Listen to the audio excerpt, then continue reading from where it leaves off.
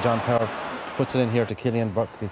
And like, that's a quality finish, no matter what level it's at. Like, he just takes it in and takes his time and places it up in the top corner. Again, no panic in defence, nice ball out. OK, this is a little bit far to us, but long ball in. The Galway goalkeeper comes out, miscontrols it. But you have Jerry Aylward, you know, showing he's alert, follows it in. Maybe a hopeless cause, other fellas wouldn't do it. The ball ends up in the net. And again, young Aylward has moved out to the wing, picks it up, carries it, keeps carrying it, like, I mean, and shows his vision. Long hand pass, lucky enough to get there. But when Kevin Kelly gets it, one thing on his mind, into his hand, shortens up to Hurley around his opponent. And a good shot to the far post, you know, catching a goalkeeper flat-footed, but... You know. John, yeah, it's hot stuff. And what do you make of them, John? They improved an awful lot since the Dublin game, I thought. You know, I thought they were sluggish enough against the Dublin in the Leinster final. In the Leinster final. But today I thought they really looked very, very comfortable. Every one of them looked like comfortable hurlers, well able to handle themselves. And they play with great similarities with the senior team. And I suppose they are watching them. I wouldn't say it's a policy, but I think that the players just naturally now are learning their trade by watching them and studying. Following their heroes, thing, you know. But as well as that, Des, I was watching their defence very closely today, and the minute there was any danger, they all closed in, much as their senior team do. Like whereas Galway were a little bit squealed like, and they left them in for the goals early on. So that was one thing, and as well as that, highly flexible forwards. Aylward did brilliantly when he came out to the wing, but he was picked full forward, played in the corner. So they had that interchangeability that the seniors have as well. But you know, the thing that I thought about them, like first touch, excellent. Okay. And the funny thing, Des, most of them are from kind of country clubs around Kilkenny, aren't they? They're not, you know, city orientated. So you know, the gospel is spreading. The gospel is spreading. It's all over the place down there. So Kilkenny in yet another All-Ireland senior final. But who are they going to meet? Tipperary or Waterford?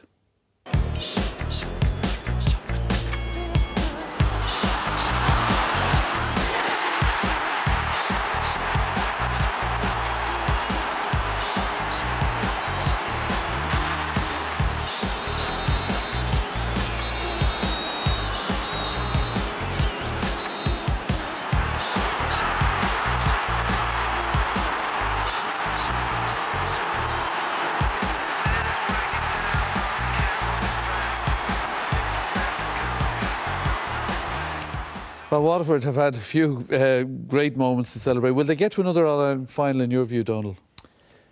Well, I think, you know, they were impressive enough, you know, against Cork. They did the business, right? But I think that when you look at their forwards, really, they're depending for their scores mainly on John Milan. And I think that if John Milan can be kept quiet by the Tip defence, I think that moves the advantage to Tip. And I think that I have a slight favouritism for Tip. I think they're coming good at the right time, and I think they'll just scrape it. Now, whether it'll do any good going into the All-Ireland final or not is another thing, but I think they'll just get over Waterford.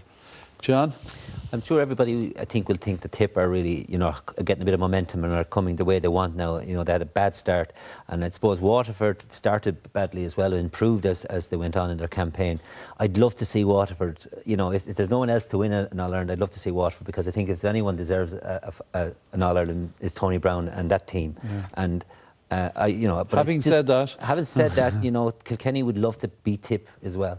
In a final, and if you were going to do the final, well, it's fair game for everyone. And 5 in a row. Do you know that everyone would love to beat Kilkenny? Well, there you go. Yeah, I know. So, but your heart says Waterford, is it? And your head says Tip. That's sort of Paul, your heart obviously says Waterford. What does your head say? Well, I think Waterford are well capable of beating Tipperary. Like, I mean, people think Tip are coming in on a high after beating Galway, but I think their win against Galway wasn't, you know, it was a close match and it was a thriller, but it wasn't a great hurling match. Tip made plenty of mistakes, in particular at the back, which is unusual for them because they've had a good unit there the last few years. But I think if Waterford spread out and they can use a bit of experience up front, maybe 1 or 2 ball winners, you know, to hold up the play. But it's really a 50-50 game, but I don't see any reason why Waterford can't beat Tip. Donald, the championship needs another thriller, doesn't it?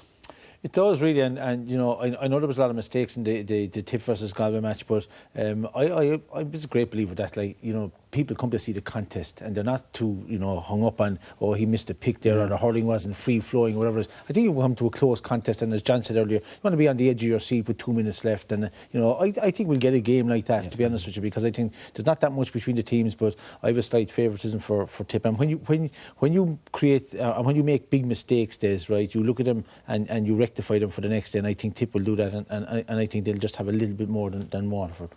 But John, we still saw that Munster final replay win meant so much to the Waterford squad. Yes, and it kind of showed them in a much more united front. And I was looking at the half-time team talk for Davy was given, and they were hanging on to every word that Davy was saying. And I mean, at this stage, he must have said it all to them. But they were so, focused, and I think they're progressing as a team, and I think they're much more together as a team. And I probably think they have a few more brains on the team. And I mean that in the best possible way. Since Paul is gone, Since Paul is gone. No.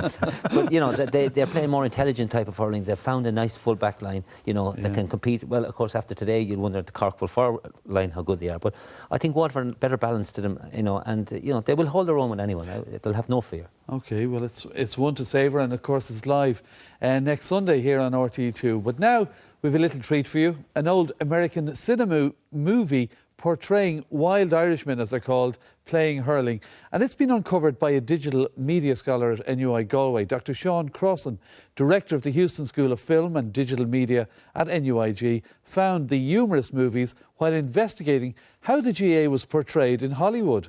His search ultimately led him to an archive at the University of Wisconsin, where he uncovered these hidden gems. They were produced by Warner Brothers and narrated by the famous commentator Ted Husing. It's truly remarkable stuff, so let's have a look.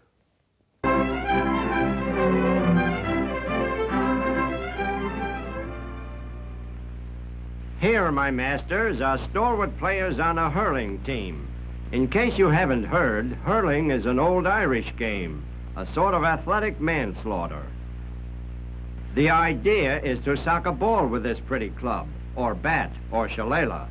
During a game, however, a stalwart player is sometimes socked on his stalwart cranium with this pretty club, or bat, or shillelagh. Like in golf, the grip is important, or is it? The ball looks something like an indoor baseball, probably due to the fact that it is an indoor baseball. But there's plenty of technique to this good old Irish game, my friends. Even a simple ground shot calls for timing, coordination, and follow through. To bat a grounded ball over the heads of your opponents involves a bit of dexterity. Lifted thus, you now smite it with all your smite. Pun intended. A hurling player must stroke effectively both from the port and the starboard sides. In this shot, the ball is hit on the bounce, so. Then, too, you may help your teammates drive toward the goal by hitting it in flight, if you can. Played for hundreds of years, it's a fast he-man's game of skill and endurance, and no fooling. Watch your head, mister. Here comes a club. How nice. This gent is going to try to goal it from a very difficult side angle. I dare you to make it, fella. The opposing players must be back 21 feet and will try to prevent the ball from going over. Boy, what a drive, and look, it's going over. That's 1 point for the Greys.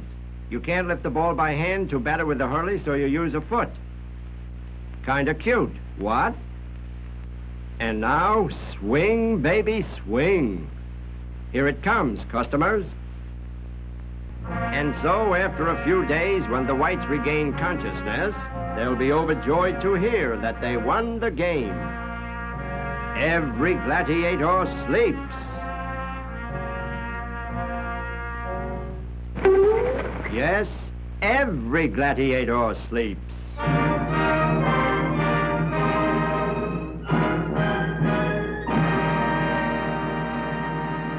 Why pick on the Cork man?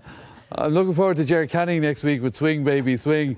Anyway, copies of the films have now been acquired by the Irish Film Archive, and they'll be screened during a symposium presented by the Irish Film Institute entitled Ireland's Athletic Assault and Battery, ? Hollywood and Hurling. That's tomorrow evening in Langton's in John Street in Kilkenny. Now, if you can't get down to Langton's tomorrow, these films are now preserved at the Irish Film Archive in Eustace Street in Dublin, where anyone can go in and view this fascinating material. Well, don't forget that next Sunday we've live coverage from Croke Park at 1:30. We've Dublin against Clare in the minor match, followed by Waterford and Tipperary, of course, in that eagerly awaited senior game. And of course, on the highlights programme next weekend, we have action from the Camogie semi-finals featuring Cork against Galway and Kilkenny versus Wexford. And don't forget, you can see both games live on the web on Saturday on rte.ie/GAA. Well, many thanks to Donald, John and Paul for joining us this evening. I'll be back with more GA Chat on Radio 1 at 6:30 tomorrow evening. But until next week, from all of the team here, bye-bye.